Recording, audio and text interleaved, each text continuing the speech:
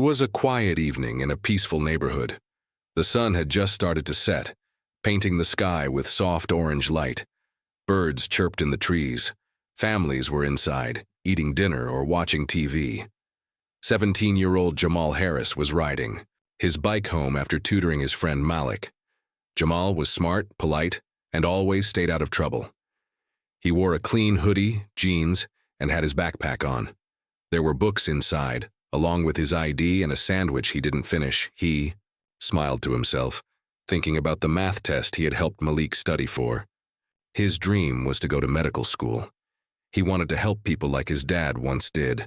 His dad was a soldier who had died overseas when Jamal was just a child. As Jamal turned onto his street, he noticed flashing red and blue lights behind him. Police car. He slowed down and stopped near the sidewalk. The door of the patrol car opened, and Officer Dan Collins stepped out. His face was hard, eyes sharp, and jaw tight. He was known in the area as a tough cop, one who didn't ask questions before making arrests. Dan walked toward Jamal with heavy steps. "You steal that bike, boy?" he barked. Jamal looked confused. "No, sir, it's mine. I bought it last summer." "Don't lie to me," Dan shouted. "I'm not lying," Jamal said calmly. He reached into his pocket slowly and pulled out his phone. "I still have the receipt saved, and my student ID too. I'm coming from a tutoring session." But Dan didn't care. He didn't even look at the phone. He grabbed Jamal by the arm and pushed him against a brick wall. "Hands behind your back," he yelled. Jamal was shocked. "Sir, please, I didn't do anything. You're hurting me." Dan twisted his arm harder. "I said hands behind your back." From across the street, a woman stepped out of her house. It was Mrs. Carter, Jamal's neighbor. She held her phone up and started recording. "That's Jamal Harris," she shouted. "He's a good kid. He didn't steal anything." Another neighbor appeared, then another. Phones came out. People were recording. From windows, porches, driveways, "Leave that boy alone," someone yelled. But Officer Dan didn't stop. He punched Jamal in the side, making the boy cry out in pain. "Stop resisting," Dan shouted. Jamal wasn't resisting. He was just scared. He had never been in trouble before. His hands shook. His heart pounded. He could barely speak. A man stepped out of his car nearby and started recording too. "This is wrong," he shouted. "That kid didn't do anything." Dan finally pulled out his handcuffs, but just then, Jamal's backpack fell to the ground. It opened, and school books spilled out. One had his name on it, Jamal Harris, biology notes, written in big letters. Dan looked down but ignored it. He pulled Jamal toward the patrol car. But now there were more people, more phones, more voices. A little boy tugged at his mom's sleeve and asked, "Why is that man hurting Jamal?" She didn't answer. Her eyes were filled with tears. Inside his patrol car, Dan's radio crackled. "Unit 7, backup not required. Situation under control?" He didn't respond, because in that moment he realized he was surrounded, not by danger, not by threats, but by witnesses and cameras. One of the neighbors live-streamed it. Another posted it on TikTok. By the time Jamal was forced into the back of the car, the video had already started spreading online. Back at the station, Dan sat at his desk, annoyed. "Just another punk lying about a bike," he said to his partner. But then his phone buzzed, and buzzed again, and again. His partner looked at him strangely. Dan, you're going viral." "What?" Dan opened his phone. There it was. Him, on camera, attacking Jamal, ignoring the receipt, ignoring the ID, ignoring the truth. The video was everywhere. Hashtags filled the screen. Dan's face was on every news feed. His stomach sank. But what Dan didn't know was that this was just the beginning. Because someone important saw that video. Someone with power. Someone who knew exactly who Jamal Harris was, and that person wasn't going to stay silent. It was early morning. Jamal sat on the edge of his bed. His arm was sore and there was a dark bruise on his side. He hadn't slept all night. His mother, Tina Harris, sat beside him holding his hand. "I'm sorry, Mama," Jamal whispered. "I didn't fight him. I swear." Tina's eyes filled. With tears, but she didn't cry. She brushed his hair gently. You don't need to say sorry. You didn't do anything wrong. Her phone buzzed again. It had been buzzing all night. Text messages, phone calls, videos, people from school. Church neighbors and even strangers were sending them messages of support. One message read, "We saw what they did. We're with you, Jamal. Stay strong." The video had exploded online.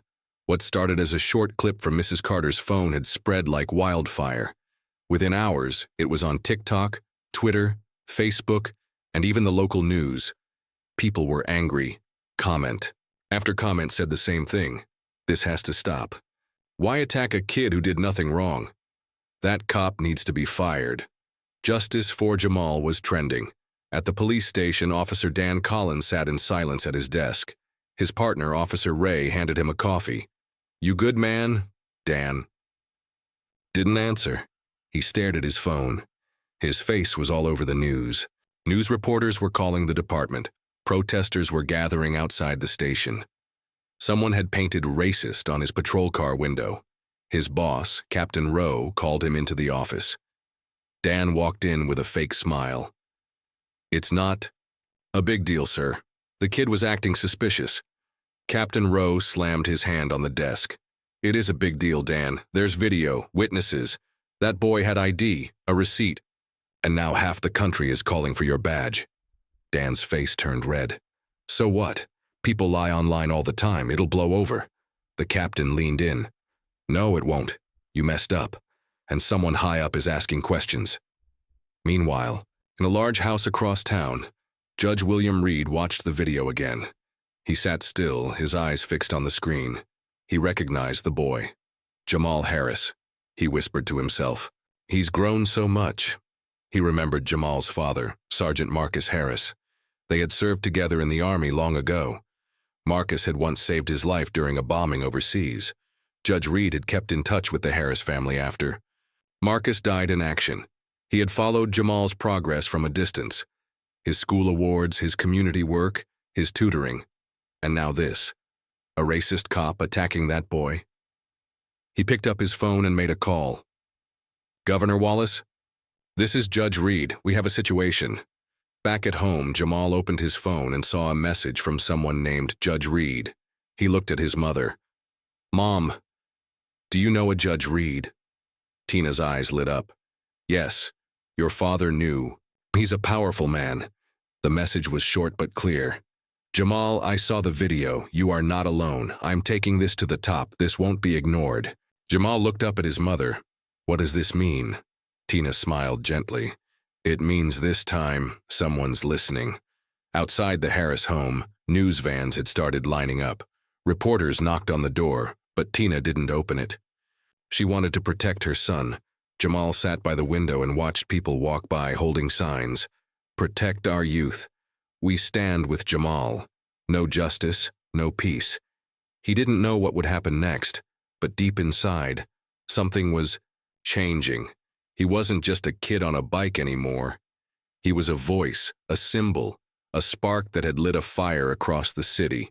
And across town, Officer Dan Collins sat alone in his car, watching the same video again and again.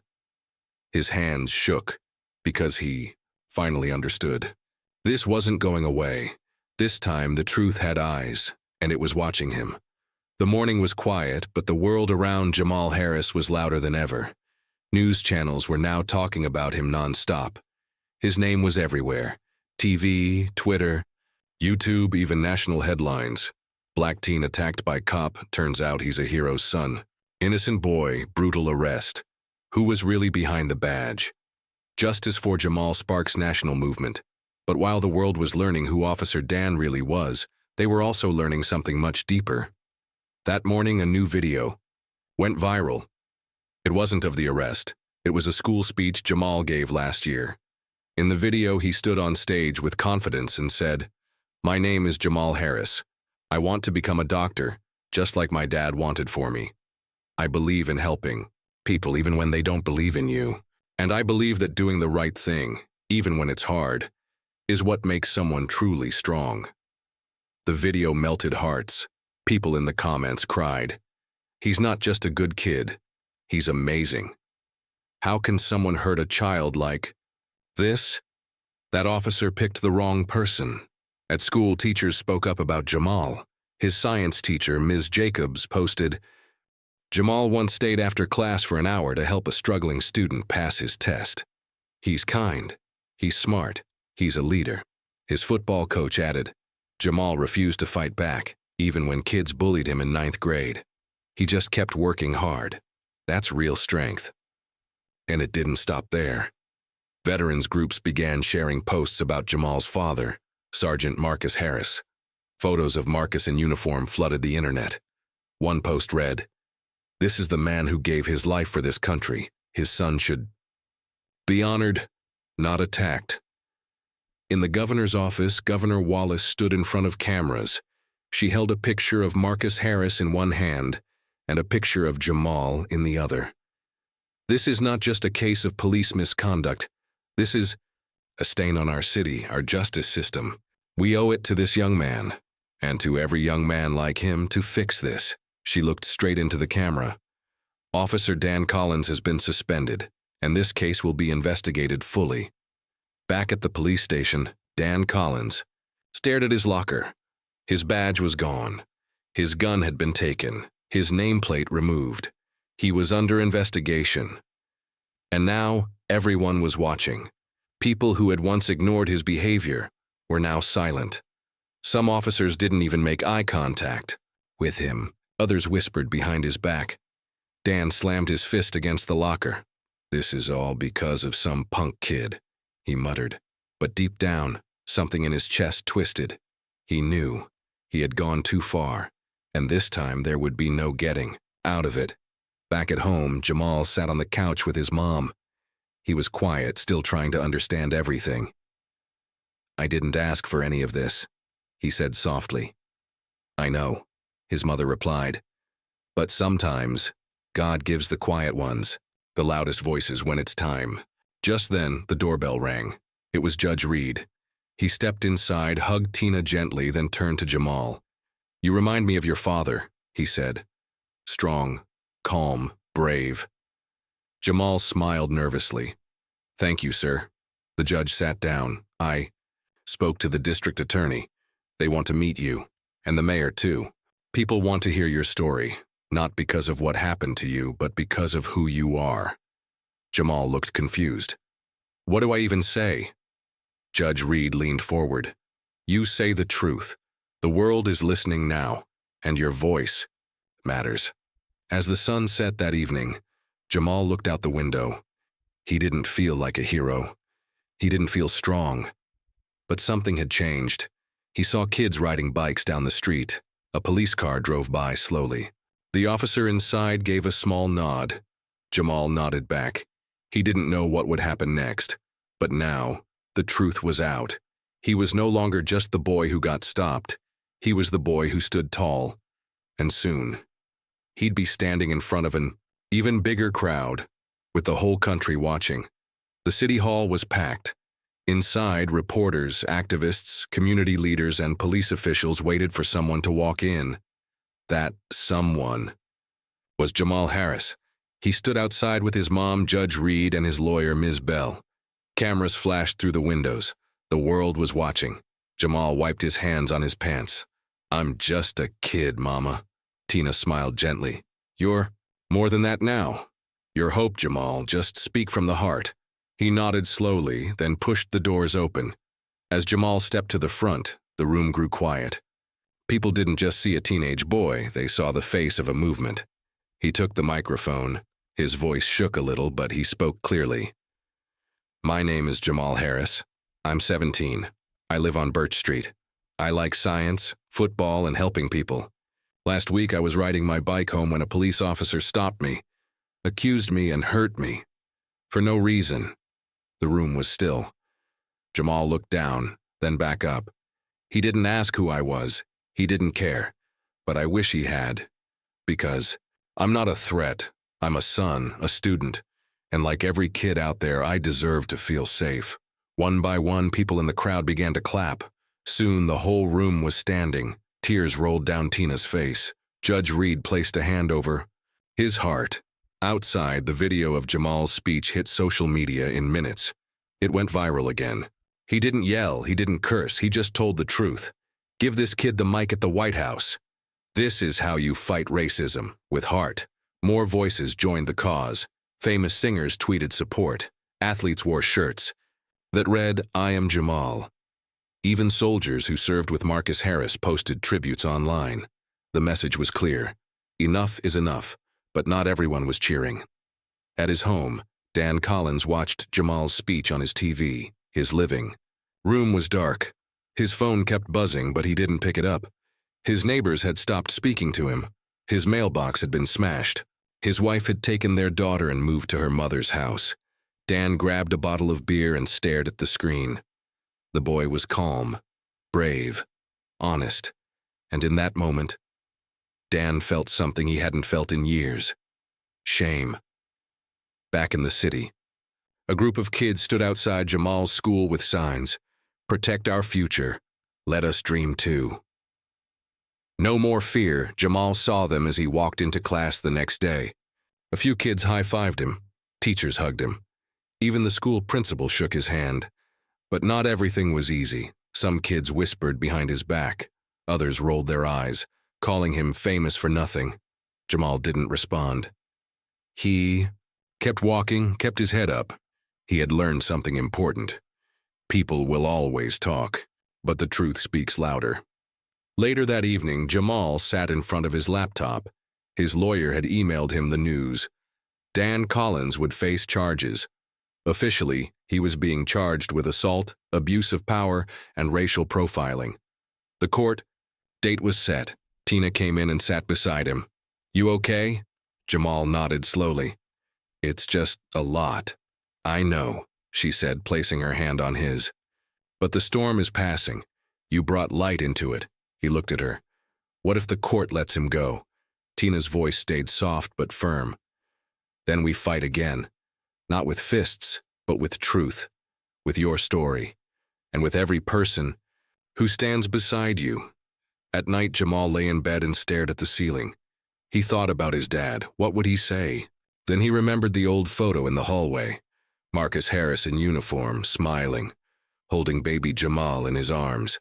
His father had fought for justice in war. Now, Jamal was fighting for it at home.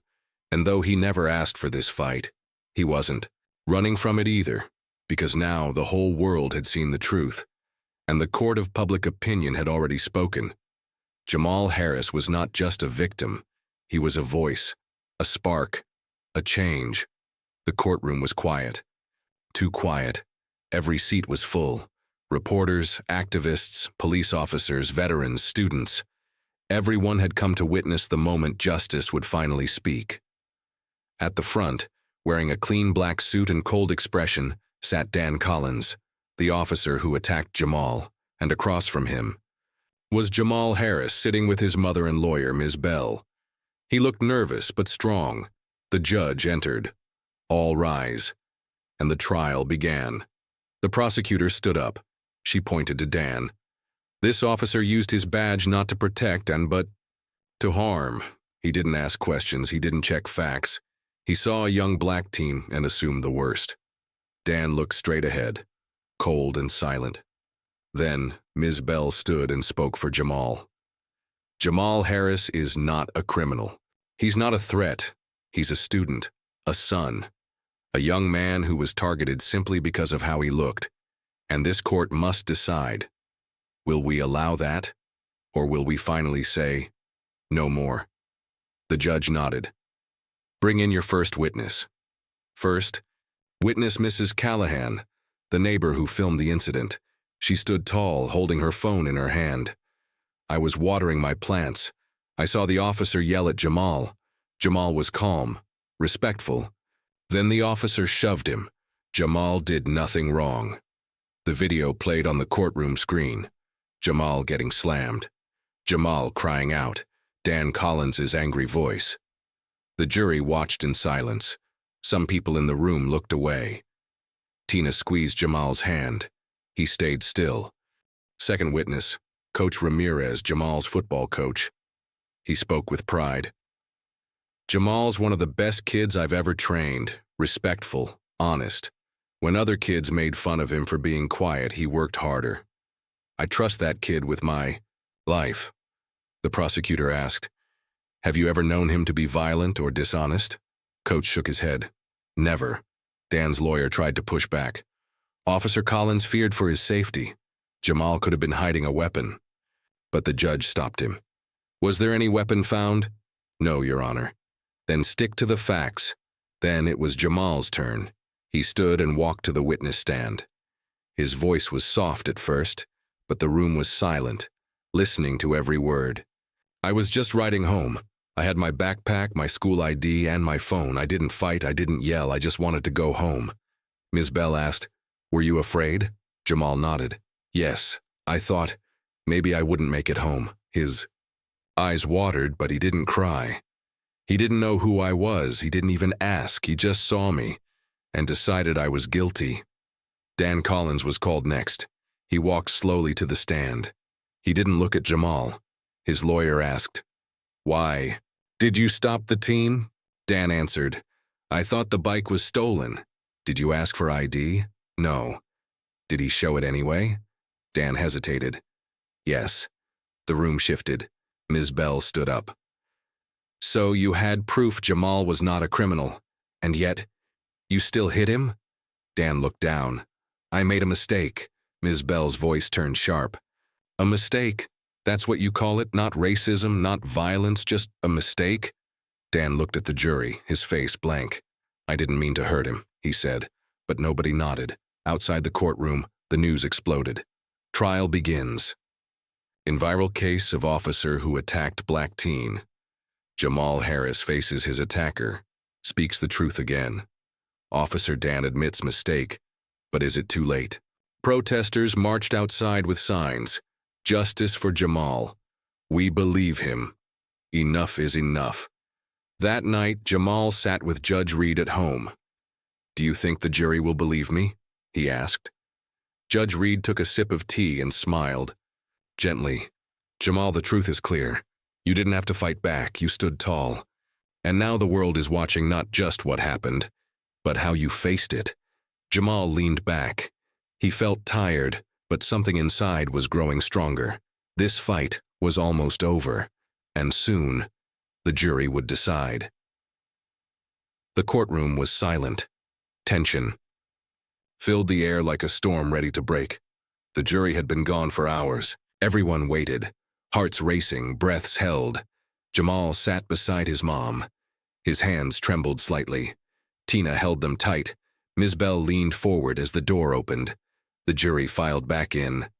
12 people, 12 faces, one decision. The judge cleared his throat. "Has the jury reached a verdict?" The foreman stood. "Yes, Your Honor."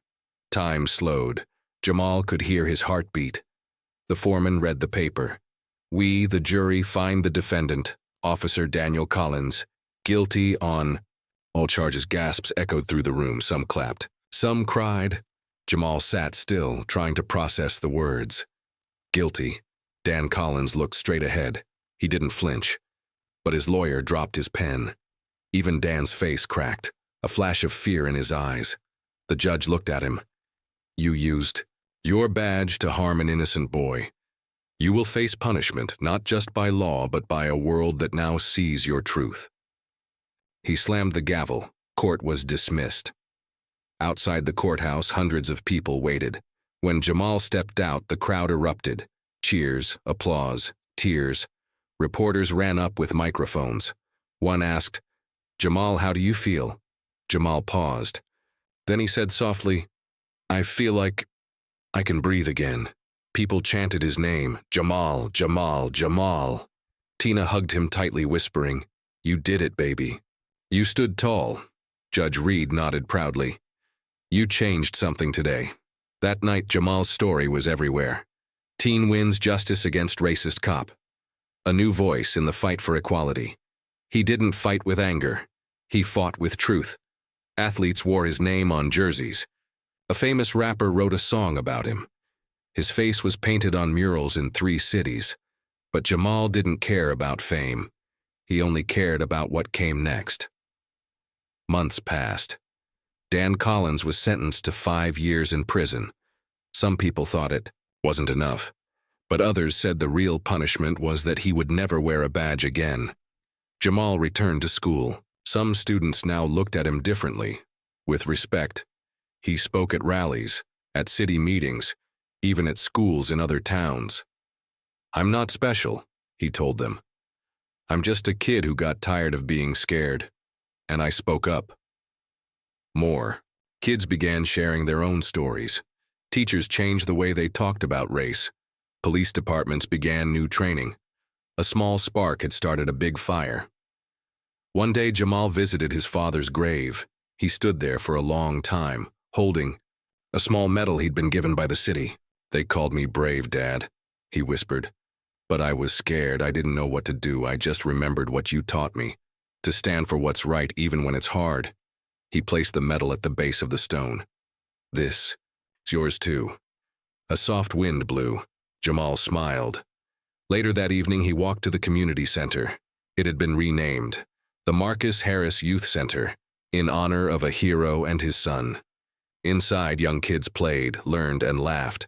Jamal walked among them, helping with homework, telling stories, giving hope.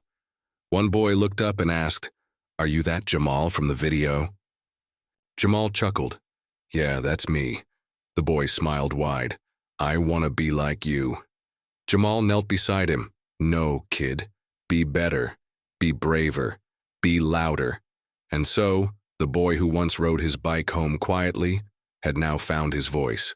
A voice that would echo for years. Because his story wasn't just about pain, it was about courage, about truth, about change, and in every heart that still beats for justice.